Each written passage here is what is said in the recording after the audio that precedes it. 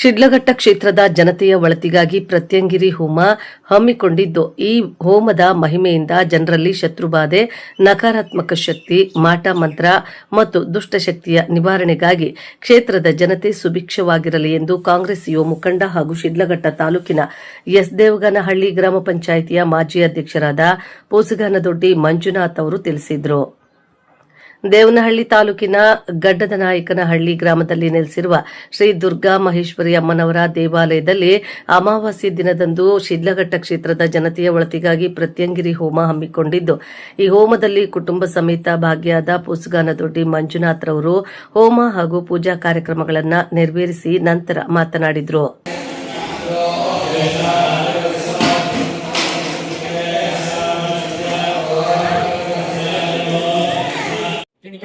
ಚಿಕ್ಕಬಳ್ಳಾಪುರ ಜಿಲ್ಲೆ ಶಿಡ್ಲಘಟ್ಟ ತಾಲೂಕಿನ ದೇವಸ್ಥಾನ ಗ್ರಾಮ ಪಂಚಾಯತ್ ನಾವು ಮಾಜಿ ಅಧ್ಯಕ್ಷರು.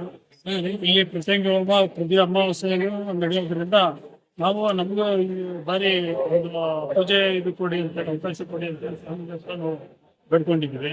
ಸುಮಾರು ಒಂದು 4 ವರ್ಷಗಳಿಂದ ಕೇಳ್ತಾ ಇದ್ವಿ. ಈ ಪ್ರತ್ಯಂಗಿ ಹೋಮ ಒಂದು ಇದಿದೆ, ಬೇರೆಯವ್ರಿಗೆ ಇದು ಬೇಕಾಗಿದ್ದು ಮತ್ತೆ ಅವ್ರೇನೋ ಕಾರಣಾಂತರಗಳಿಂದ ಕ್ಯಾನ್ಸಲ್ ಆಗಿರೋದಕ್ಕೆ ನಮ್ಗೆ ಈ ಅವಕಾಶ ಮಾಡಿಕೊಟ್ರು ಸ್ವಾಮಿಗಳಿಗೆ. ಆ ಸ್ವಾಮಿಗಳು ನಮ್ಗೆ ಧನ್ಯವಾದಗಳು ಹೇಳ್ಕೊಂಡು ಅವ್ರಿಗೆ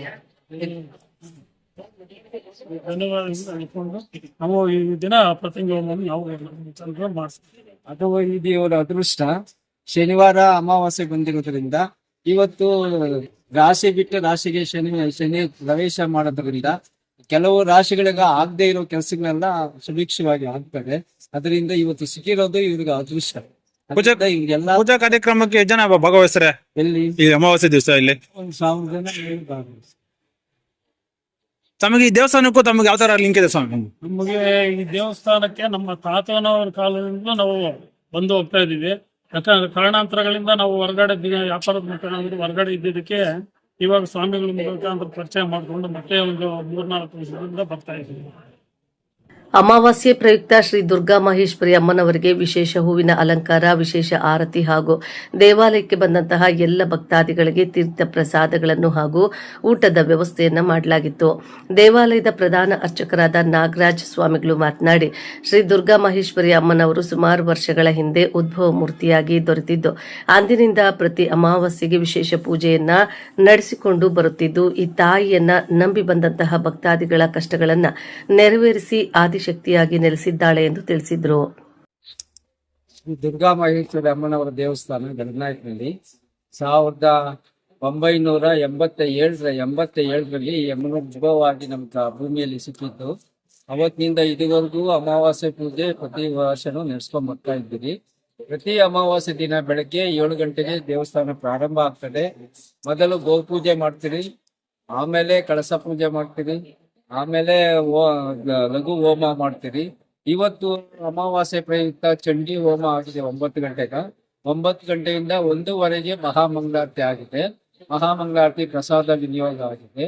ಆಮೇಲೆ 7 ಗಂಟೆಗೆ ಪ್ರತ್ಯಂಗಿರಿ ದೇವಿ ಹೋಮನ ಪ್ರತಿ ಅಮಾವಾಸ್ಯೆ ನಡೆಸ್ಕೊಂಡ್ ಬರ್ತಾ ಇದ್ದೀವಿ. ಸೊ ಭಕ್ತಾದಿಗಳೆಲ್ಲ ಬಂದು ಪ್ರಸಾದ ದರ್ಶನ ಮಾಡ್ಕೊಂಡು ಹೋಗ್ತಾರೆ. ಭಾಗವಹಿಸಬಹುದಾ ಇಲ್ಲ ಅದಕ್ಕೆ ಏನಾದ್ರು ಫೀಸ್ ಮಡಗಿದ್ದೀರಾ? ಇಲ್ಲ, ಆ ಭಕ್ತರು ಭಾಗವಹಿಸ್ತಾರೆ. ದಂಪತಿಗಳ ಸಮೇತ ಭಾಗವಹಿಸಬಹುದಾ? ಅದಕ್ಕೆ ಏನಾದ್ರು ಫೀಸ್ ಏನಾದ್ರು? ಅದಕ್ಕೇನಾದ್ರು ಪೂಜೆಗೆ 1000 ರೂಪಾಯಿ ತಗೊಂತಾರೆ. ಪೂಜೆಗೆ 1000 ರೂಪಾಯಿ ತಗೊಂತಾರೆ. ಪ್ರತಿ ಒಬ್ಬರು ಬಂದು ಭಾಗವಹಿಸ್ತಾರೆ. ಮತ್ತೆ ವಿಶೇಷ ಕಾರ್ಯಕ್ರಮ ಯಾವ್ದಾವ್ದು ನಡೀತವೆ ದೇವಸ್ಥಾನದಲ್ಲಿ? ಹುಣ್ಣಿಮೆ ದಿನ ಸವರ್ಣ ಪೂಜೆ ನಡೀತದೆ. ಮತ್ತೆ ಪ್ರತಿ ದಿನ ಅಭಿಷೇಕ ಇರ್ತದೆ, ಅಲಂಕಾರ ಇರ್ತದೆ, ಇದೇ ತರ ಮಹಾಮಂಗಳಾರತಿ ಇರ್ತದೆ. ಮತ್ತೆ ಪ್ರತಿದಿನ ಊಟ ಇರ್ತದೆ, ಪ್ರಸಾದ ಎಲ್ಲ ಇರ್ತದೆ. ಪ್ರತಿ ದಿವಸ ಊಟ ಇರ್ತದೆ. ಪ್ರತಿ ದಿನಾನು ಪೂಜೆ ನಡೀತಾ ಇರ್ತದೆ. ಪ್ರತಿ ದಿನನೂ ವಿಶೇಷನೇ ಇರ್ತದೆ. ಅಮಾವಾಸ್ಯೆ ಅಂತ ವಿಶೇಷ ಏನಿಲ್ಲ, ಪ್ರತಿ ದಿನನೂ ವಿಶೇಷ ಇದೆ. ಪೂಜಾ ಕಾರ್ಯಕ್ರಮದಲ್ಲಿ ಎಸ್ ದೇವಗಾನಹಳ್ಳಿ ಗ್ರಾಮ ಪಂಚಾಯಿತಿ ಮಾಜಿ ಅಧ್ಯಕ್ಷರಾದ ಪೂಸಗಾನದೊಡ್ಡಿ ಮಂಜುನಾಥ್ ದಂಪತಿಗಳು, ಕೃಷ್ಣಾರೆಡ್ಡಿ, ಅಶ್ವಥ್ ರೆಡ್ಡಿ, ಪ್ರಶಾಂತ್, ಮೋಹನ್ ರೆಡ್ಡಿ, ಕಾಂಗ್ರೆಸ್ ಮುಖಂಡರು ಪುಟ್ಟು ಅಂಜಿನಪ್ಪರವರ ಧರ್ಮಪತ್ನಿ ಅರುಣಕುಮಾರಿ, ಮಳಮಾಚನಹಳ್ಳಿ ಮುನ್ರಾಜು ಹಾಗೂ ಪೂಸಗಾನದೊಡ್ಡಿಯ ಚಿನ್ನಮ್ಮಗಾರಿ ವೆಂಕಟರಾಯಪ್ಪ ಕುಟುಂಬಸ್ಥರು ಹಾಗೂ ನೂರಾರು ಸಂಖ್ಯೆಯಲ್ಲಿ ಭಕ್ತಾದಿಗಳು ಭಾಗವಹಿಸಿದ್ರು. ವರದಿ ಮಳಮಾಚನಹಳ್ಳಿ ಗೋವರ್ಧನ್ ಶಿಡ್ಲಘಟ್ಟ.